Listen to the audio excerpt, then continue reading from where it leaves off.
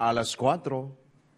Gumising kasama ang mga bagong-bagong mga balita. Gumising kasama ang mga bagong-bagong impormasyon. Hahataw na, arangkada na. Kaya tayo na. Dahil buhay na ang mga dugo ng mga taong maagang gumising. Isisigaw na ang sigaw ng sambayanan.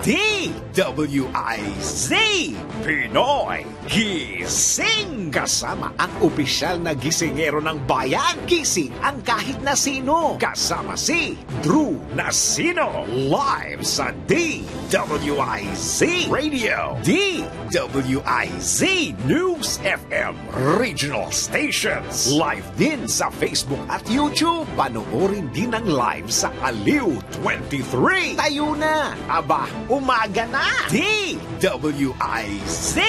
Pinoy Gising. Pinoy Gising! So po magandang morning Luzon, Visayas, Mindanao, Mega Manila at sa buong mundo. Kayo po ay nakatutok dito sa impila may todo lakas DWIZ 882 at Aliw Channel 23 ngayong pong araw na ito ng Martes.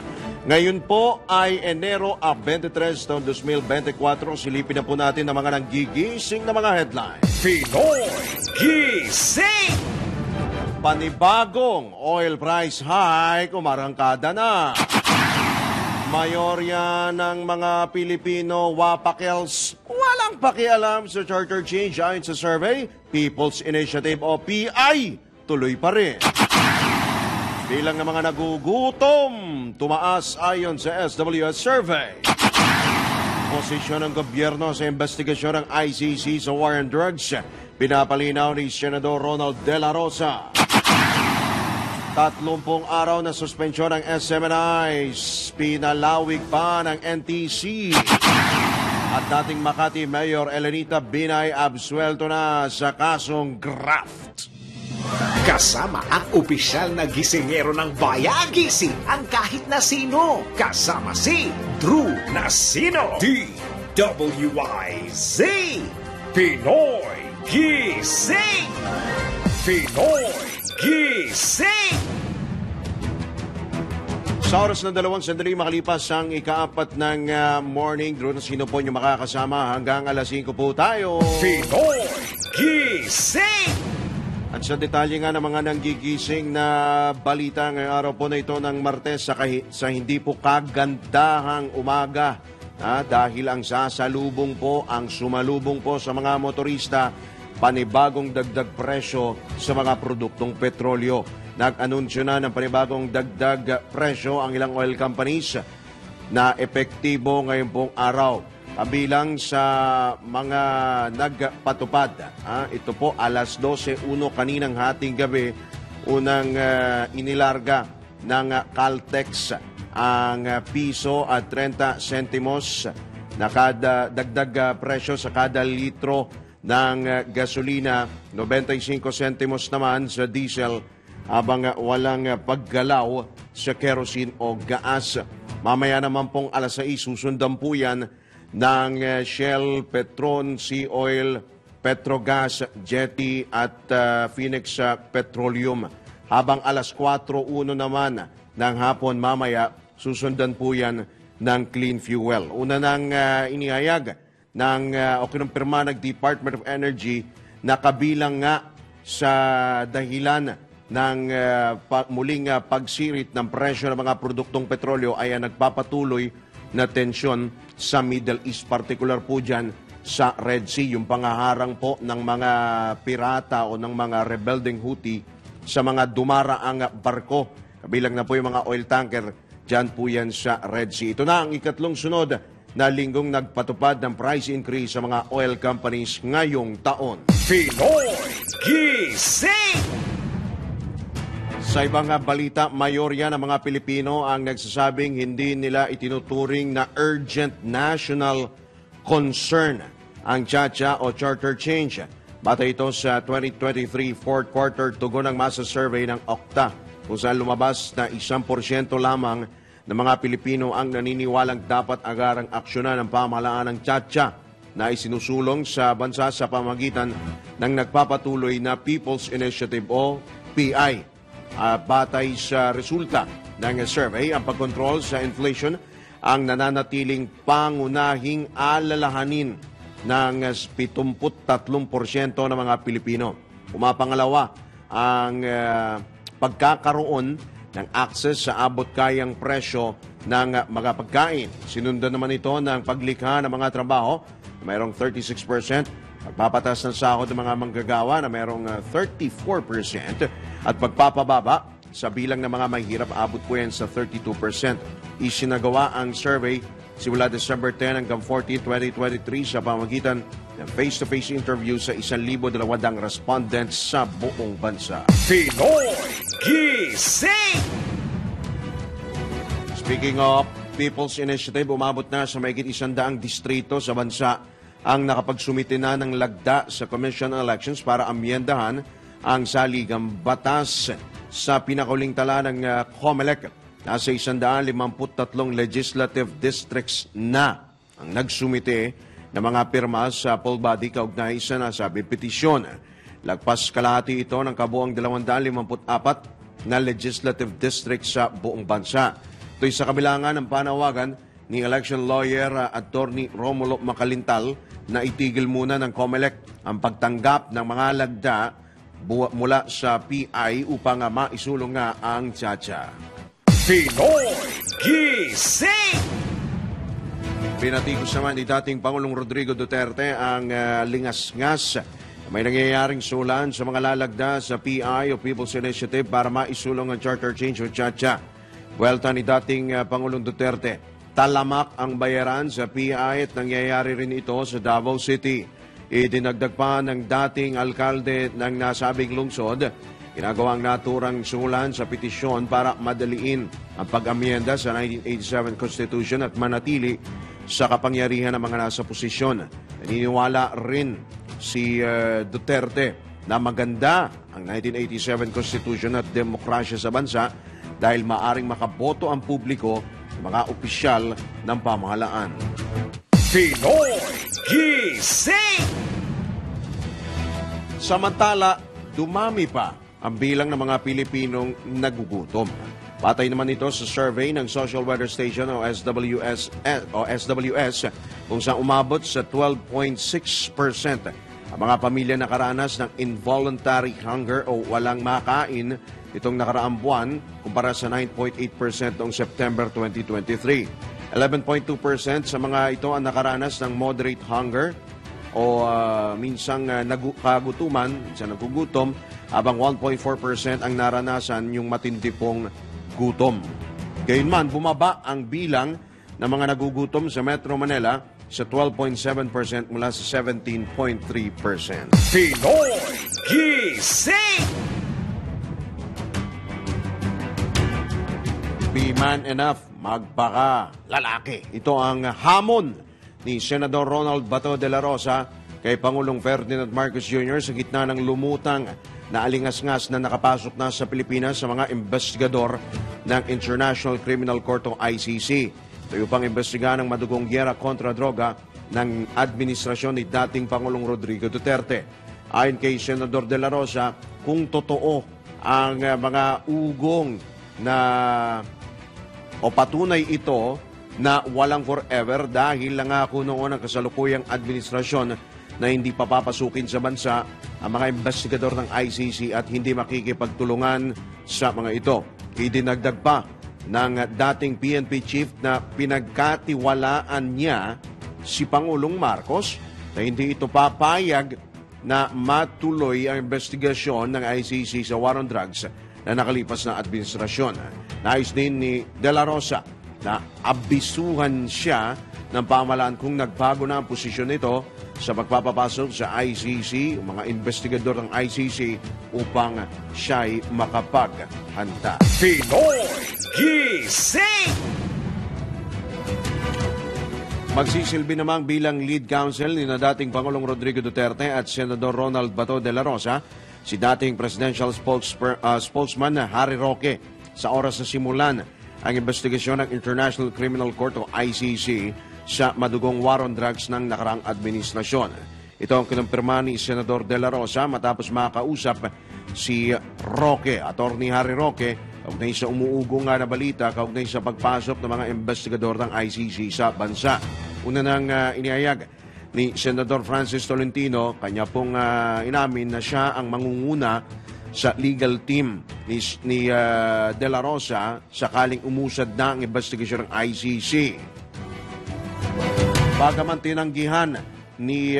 tinanggihan ito ni Bato dahil ayaw nito maging pabigat kay Senador Tolentino, lalo na't abala ito sa paghahanda para sa re-election bid sa 2025 midterm elections. Pinoy Gising!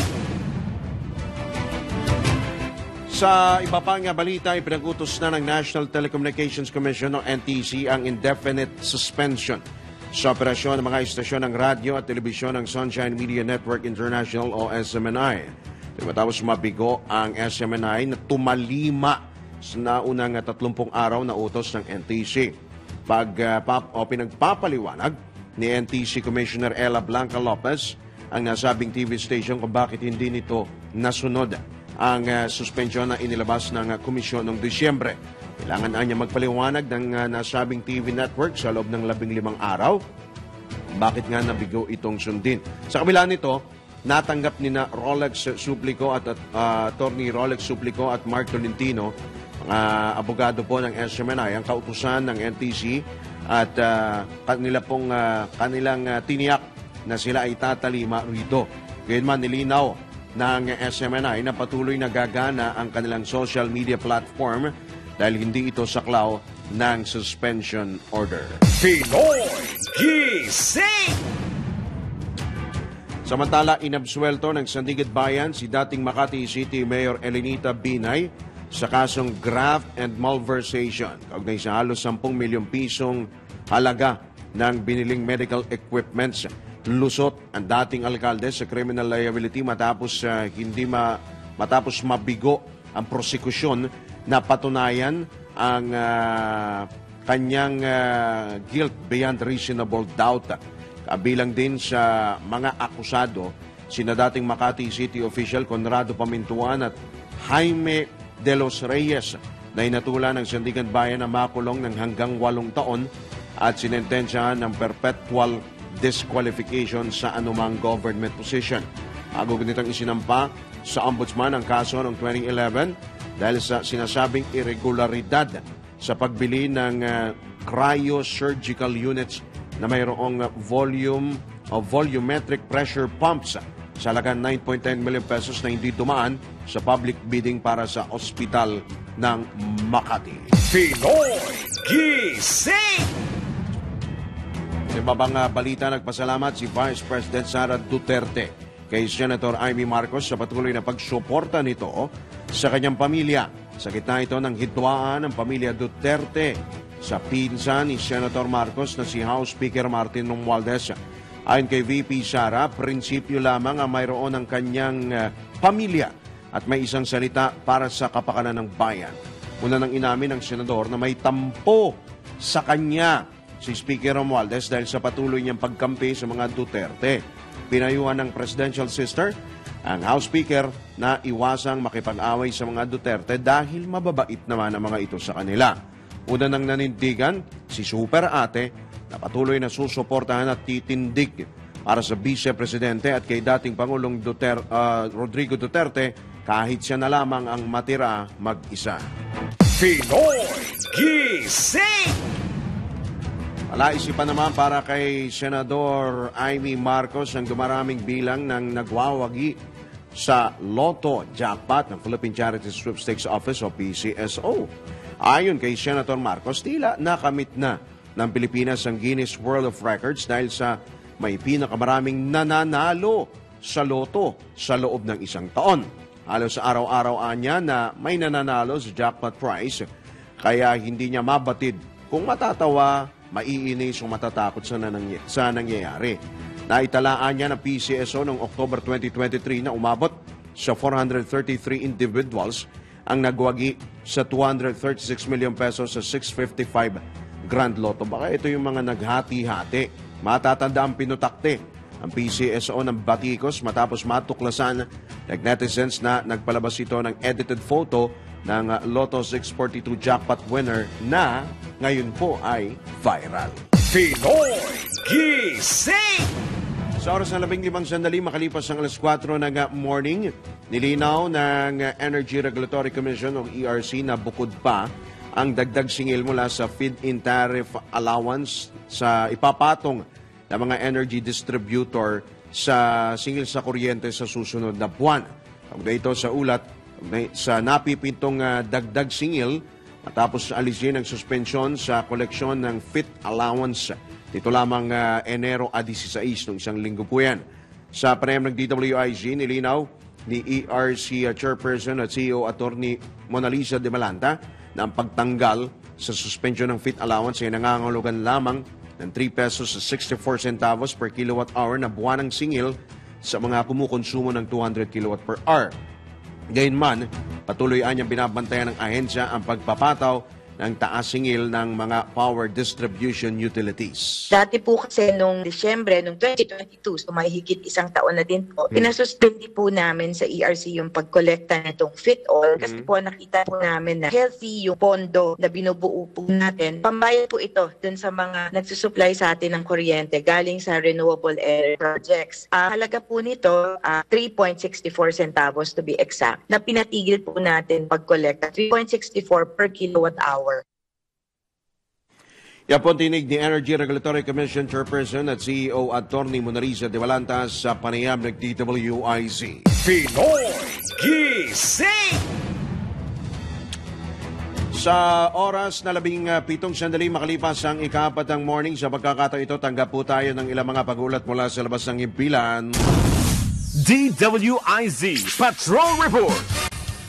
Halaga ng pinsala sa sektor ng agrikultura ng Shoreline patuloy na nadaragdagan.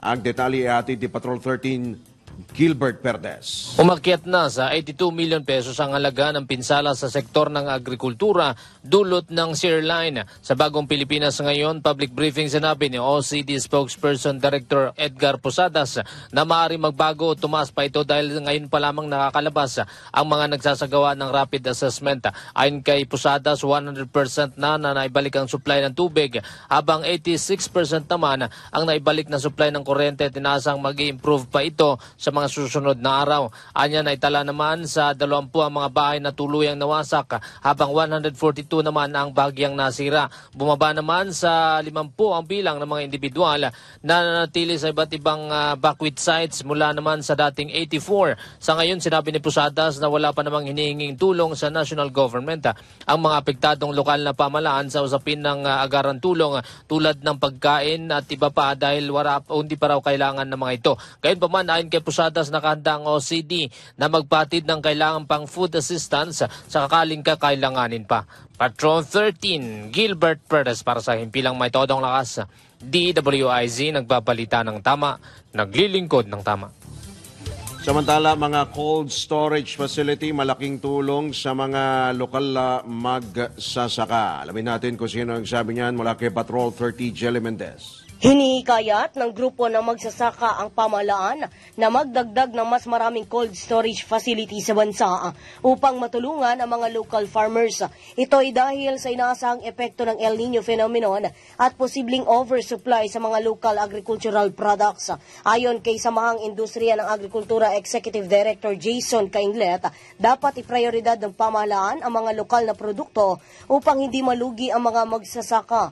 Inihayag ni Kainglet na isa sa dahilan na mababang kita ng mga farmers ay dahil sa kakulangan ng cold storage facility sa mga lalawigan na dahilan niya ng pagkasira o ang pagkabulok ng mga agri-products. Sinabi ng SINAG official na mas maraming imported products ang inilalagay sa mga cold storage facility kumpara sa produkto ng mga lokal na magsasaka. Sa kabila nito ay iginiit ni Kainglet na maganda ang hangarin ng gobyerno sa sektor ng agrikultura, lalo na ang pagsuspende sa importasyon ng sibuyas hanggang sa buwan ng Mayo. Umaasa ang grupo na magkakaroon ng magandang solusyon ng pamahalaan para matulungan ang mga magsasaka. Ito si Patrol 30 Jelly Mendez nag-uulat para sa Himpilang May Todong Lakas sa DWIZ, nagbabalita ng tama, naglilingkod ng tama.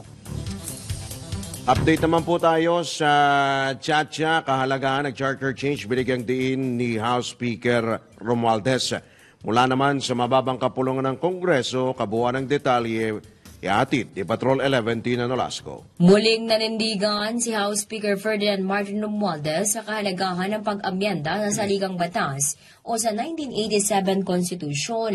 Ito ang binigyang diin ni Romualdez sa unang araw at muling pagbabalik sesyon ng Kamara kahapon. Ayon kay Romualdez, mahalaga ang charter change or CHA upang maalis na ang mga economic provision ng konstitusyon na anyay hadlang sa pag-unlad ng ekonomiya ng Pilipinas at sa pagpapapasok ng foreign capital at direct investment.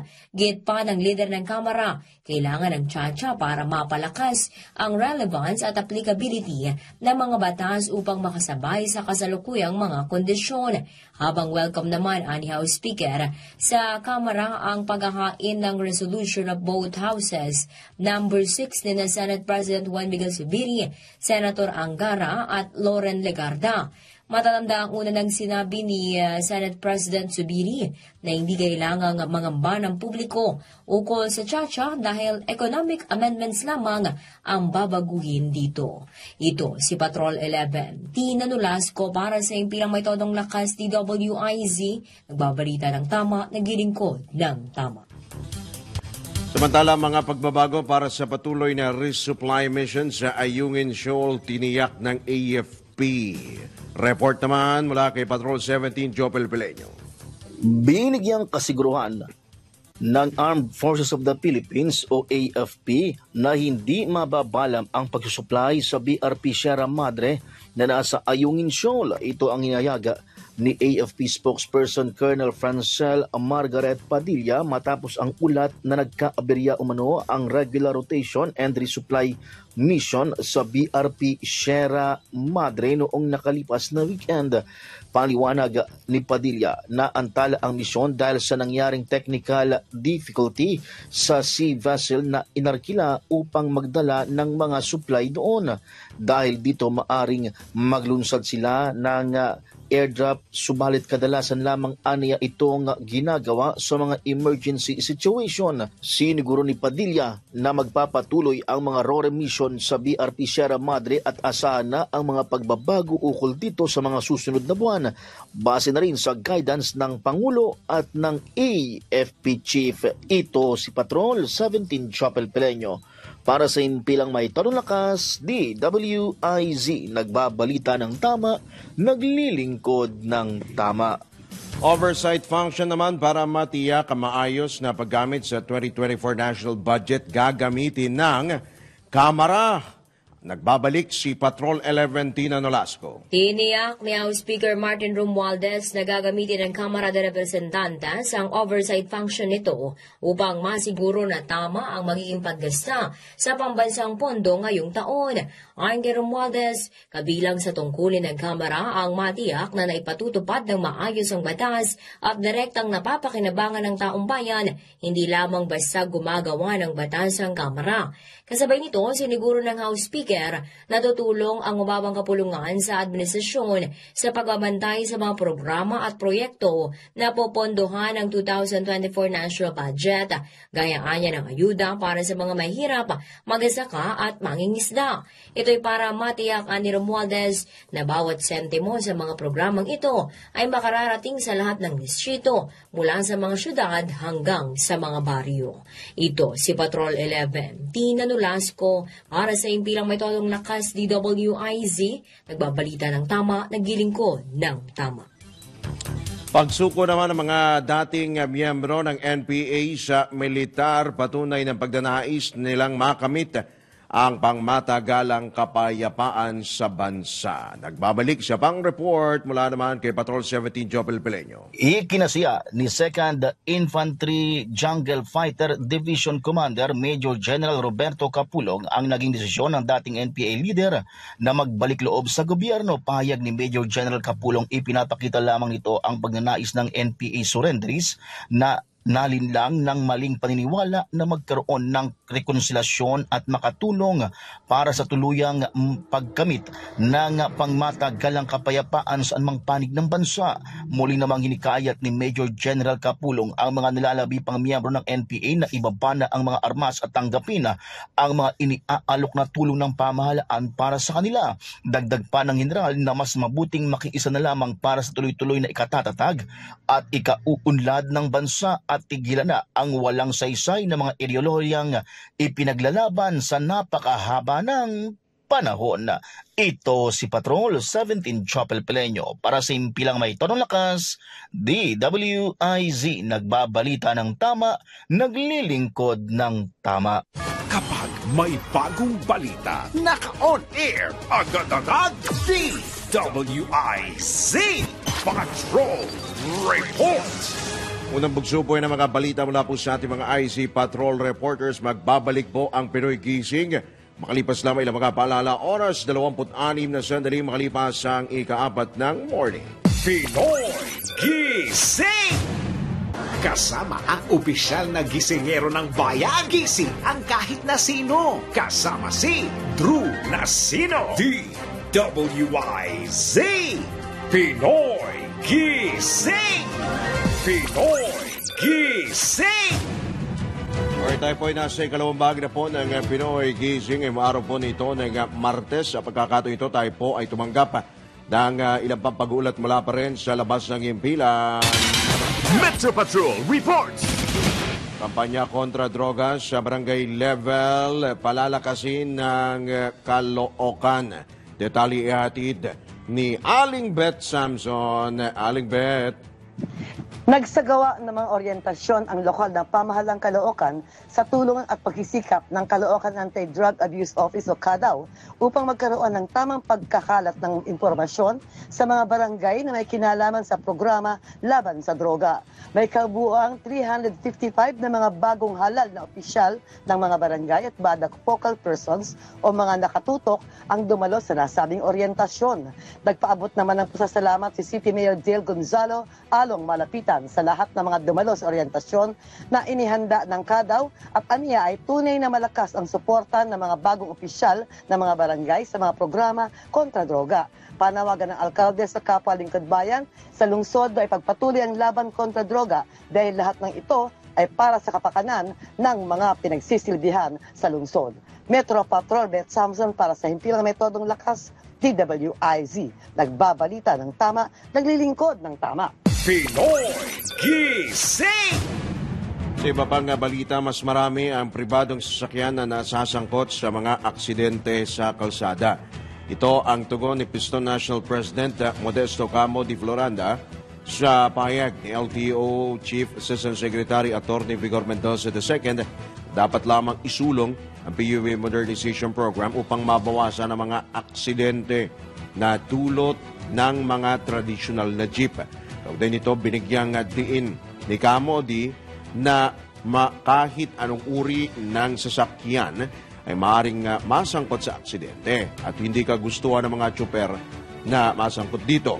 Sa katunayan anya, maging ang mga modernized jeep ay tumataob din at naaaksidente sa mga kalsada. Minimal yung aksidente ng mga jeep. Mas karamihan na aksidente yung mga private. Yun naman yung batay din sa datos ng gobyerno na mas maraming na aksidente ay mga pribadong mga sasakyan o kung hindi man ay mga motor. Yun ang maraming na aksidente. Aksidente kasi hindi naman yan ginugusto ng sino man driver. Hindi naman tinatakda yan. Aksidente ay aksidente. Kaya nasabihin mong pumasok ka sa modernization, yung mga modernization nga tumataob nga sa gitna ng karsada na hindi pa na-aksidente. Sumasalpa nga sa mga bangkita Kasi aksidente yan Umapela rin si Floranda sa LTFRB at Department of Transportation na sa halip na magkaroon ng monopolyo sa modernisasyon ay mas mainam na magkaroon na lamang ng rehabilitasyon. Ang sektor po ng transport ay hindi kaaway ng gobyerno. Ito ay katuwang ng gobyerno sa usapin ng pag-inog ng ating ekonomiya. Kaya lang ang siyang naging malaking problema ay hindi pinapahalagahan ng Estado yung malaking responsibilidad ng mga driver at mga operator. Bagkus nakatanghoy sa mga dayuhan at malalaking mga negosyante ang administrasyon. Kaya tayo ay nananawagan kay BBM na sana makita niya yung kahalagahan ng mga driver at ng mga operator. Kaya din, tayo ay nananawagan sa LTFRB DOTR na kung layo ninyo ay ayusin ang ating public transport sa pamamagitan ng ang rehabilitation hindi sa pamamagitan ng konsorsyon, hindi kailangan sa usapin ng monopolyo, sa usapin ng hanap buhay ng mga driver at mga operator. Kapotinig ni Pistor National President Modesto Camo de Floranda sa panayam ng DWIZ. Pinoy Gising! Tanggap pa tayo ng report mula sa ating Metro Patrol. Metro Patrol Reports! Sabihin po natin ang detalye mula Bulacan, ihahatid ni Kakang Louie Angeles. Kaka? Yes, magandang umaga, Kaka. Pasado na ang mga gagawing seremonya sa programang pag-alaala sa loob ng makasaysayang simbahan ng Baraswain sa lungsod ng Malolos, Bulacan bilang pagdiriwang na ika-125 taong anibersaryo ng pagpapasinaya ng unang Republika ng Pilipinas. Pinangunahan ng National Historical Commission of the Philippines ang mga pisikal na pagsasaayos sa loob at labas ng simbahan, katuwang ang Department of Public Works and Highway. Taon-taon ang pinagdiriwang ang pagkakatatag ng unang Republika ng Pilipinas dito na naging ganap na bansa ang Pilipinas. Kalakip nito ang balik tanaw sa narating na pagsisikap ng bansa upang magkaroon ng katuparan ng isang bagong Pilipinas na may matatag, maginhawa at panatag na buhay para sa lahat. Inaasahan ang pagdalo ni Pangulong Ferdinand Romualdez Marcos Jr. Bilang panauhing pandangal at papang mga mambabatas at punong lalawigan Bulacan Daniel Fernando at punong lungsod ng Malolos Attorney Christian Natividad at iba pang mga lokal na opisyal ng lalawigan. Ito si Metro Patrol, Louie Angeles para sa himpilang may todong lakas. DWIC, nagpapalitan ng tama, naglilingkod ng tama. Pinoy Gising!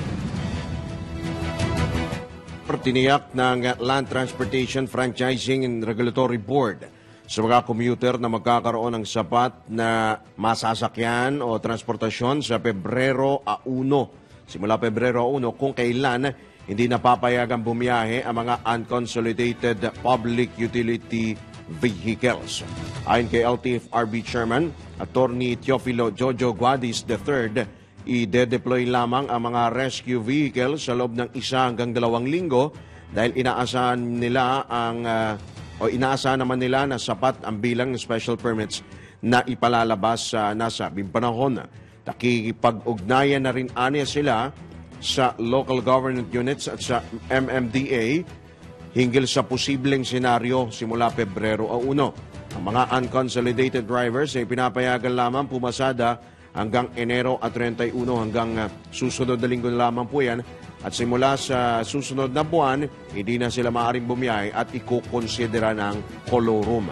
Nanindigan naman ang LTFRB na wala silang nakikitang anumang transport crisis, partikular sa National Capital Region. Pinawi po ang pangamba ng mga mananakay na magkakaroon ng transport crisis sa kabila ng mahigit 300 ruta na walang consolidated entities.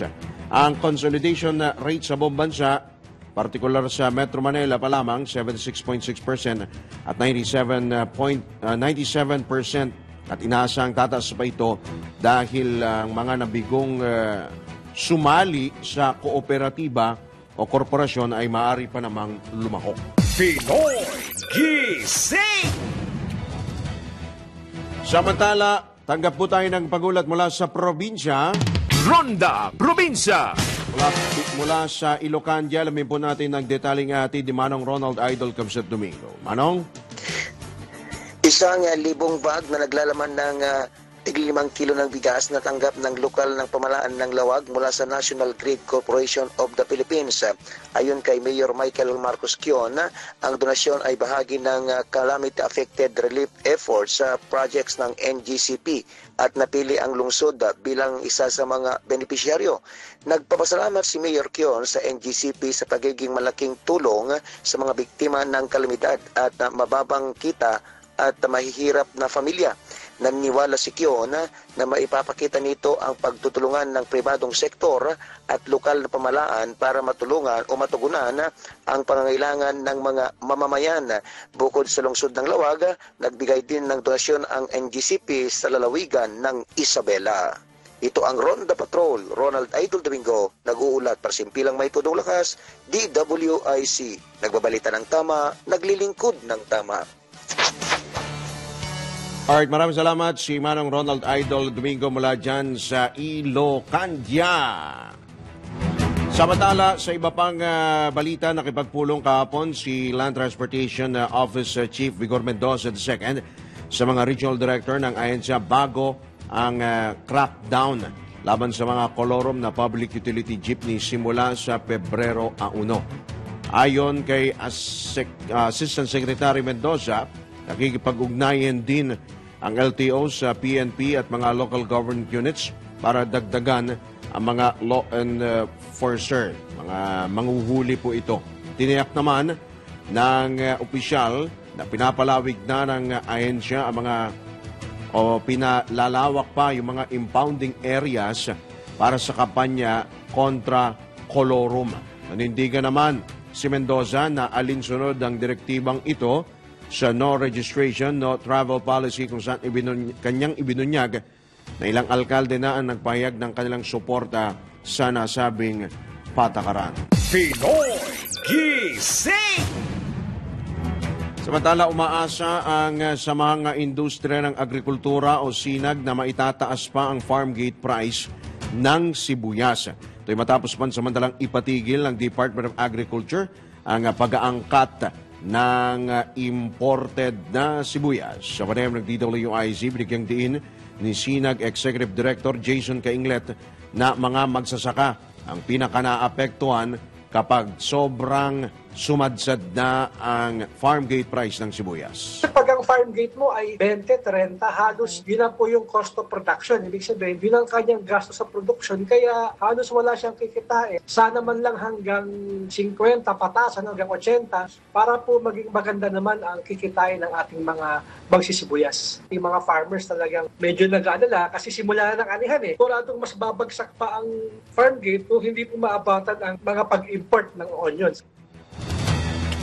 Nanawagan naman si Kainglet sa Department of Agriculture na dapat ibigay sa mga local farmers mga cold storage facility para hindi ito mapuwersang ibenta o hindi nila maibenta sa pinakamababang presyo ang kanilang mga produkto. Nararapat din po talaga yung mga sinasabi nating post-harvest facilities gaya ng cold storages ay mapasa kamay po ng mga farmers para sila naman ang makapag-impact ng sibuyas. Nangyari kasi ng mga nakaraang panahon, ang mga nasa cold storages ay mga imported. Sana po ngayong anihan ay nasa kamay ng ating mga farmers, mga cold storages. Kulang po talaga, tapos kung yun nga, kung meron man, karaniwan po kasi naka-reserve na ang mga farmers natin, pwersadong ibenta sa mababang presyo. Kasi nga, pag nagtagal sa kanila ng linggo, wala sa cold storages, mabubulok po, wala silang kikitain. Kapag tinig ni Jason Kainglet, ang Executive Director ng Grupong SINAG sa panayam ng DWIZ. Pinoy Gising! Sa iba pang balita, kampanya naman laban sa mga traffic violators sa Naga City, paiigtingin mula Bicolandia. Detalye hatid ni Melvin Machado. Na lisensya o walang lisensya, sobra sa 2 backride sa motorsiklo o walang rehistro ang sasakyang minamaneho. Ilan lang ito sa mga violation ng mga motoristang nabigyan ng Temporary Operator's Permit ng Land Transportation Office at citation ticket naman sa mga ordinansang nalabag ng mga motorista nang gawin ng one-time, big-time operation ng Naga City Police Office sa pamuno ni Police Colonel Erwin Rebillon, Land Transportation Office, Highway Patrol Group at Public Safety Office sa mga pangunahing kalsada ng Naga City. Layunin nito na mabawasan ang mga traffic violators sa kalsada at makaiwas na rin sa mga aksidente. Tiniyak ng Naga City Police Office na may kasunod pa ang ganito mga police operation na gagawin sa iba't ibang bahagi ng lungsod ng Naga. Ito ang Ronda Patrol. Melvin Machado para sa impilang may todong lakas, DWIZ. Nagbabalita ng tama, naglilingkod ng tama. Pinoy Gising! Maraming salamat sa ating pong mga Ronda Probinsya. Muli pong magbabalik ang Pinoy Gising. Makalipas lamang Ay ilang mga paalala, oras, 14 na minuto na lamang bago sumapit ang ganap na alas 5. Pinoy Gising! Kasama ang opisyal na gisingero ng bayan. Gising ang kahit na sino. Kasama si Drew Nasino. DWIZ. Pinoy Gising! Pinoy Gising! Alright, tayo po ay nasa ulimbagin na po ng Pinoy Gising. Tayo po ay dumako pa sa ilang pa mga balita po ngayong araw na ito na Martes. Update po sa naganap na landslide sa Davao Region. Umakyat na sa 16 ang death toll sa magkakahiwalay na landslides. 12 rito ay nasuwi dahil sa landslide sa Mount Diwata sa bayan ng Moncayo, Davao de Oro. 2 naman sa Davao City, isa sa Davao Oriental habang isa sa Davao Occidental. Ayon kay NDRRMC, OCD NDRRMC spokesperson Edgar Pusadas, mayroong paring mga kinukumpirma pa rin ang iba pang casualty. Salukuyang 100,000 pamilya ang apektado o mahigit 6,000 individual mula sa 38 barangay. Samantala, aminado ang Department of Agriculture na malaki talaga ang inaangkat na bigas ng bansa matapos nga ang ulat ng US Department of Agriculture na inaasahang Pilipinas pa rin ang mangungunang rice importer sa buong mundo ngayong taon. Naungusan na po natin ang China na mayroon pong pinakamalaking populasyon sa buong mundo. Ayon kay Agriculture Assistant Secretary Arnel de Mesa, maabot na sa 3.8 million metric tons ang ini-import na bigas ng bansa noong 2022, habang bumaba naman noong sumunod na taon, 3.5 million metric tons. Tinitignan naman ng DA kung bababa pa ang ini-import na bigas ng bansa dahil sa pagganda ng produksyon noong nakaraang taon. Gayunman, aminado si Asik de Mesa na malaking hamon ngayong taon kung gaano kalaki ang volume na aangkatin ng bansa. Pinoy Gising!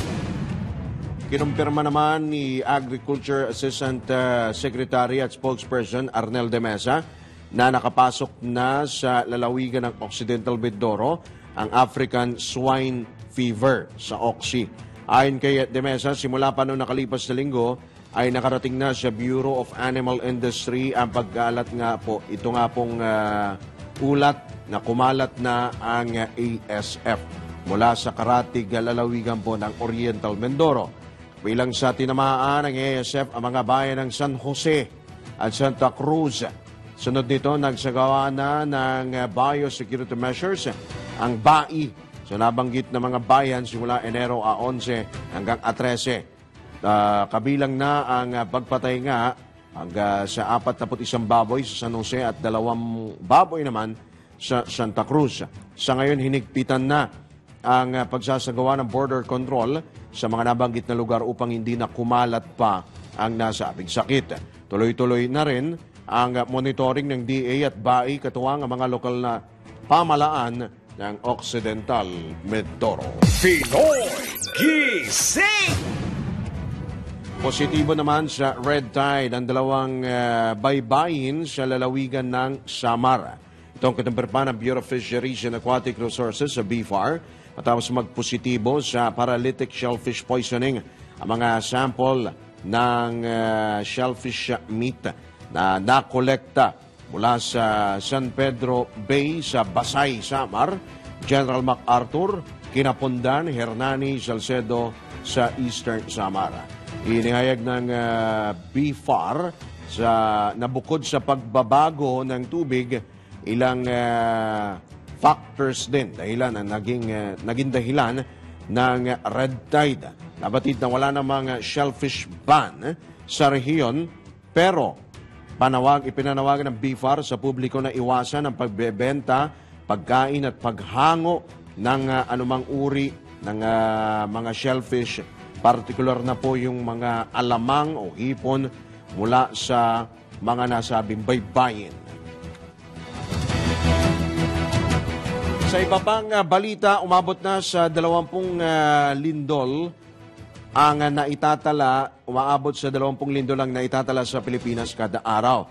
Ito ayon sa PHIVOLCS, kung saan hanggang 5 sa mga ito ang nararamdaman.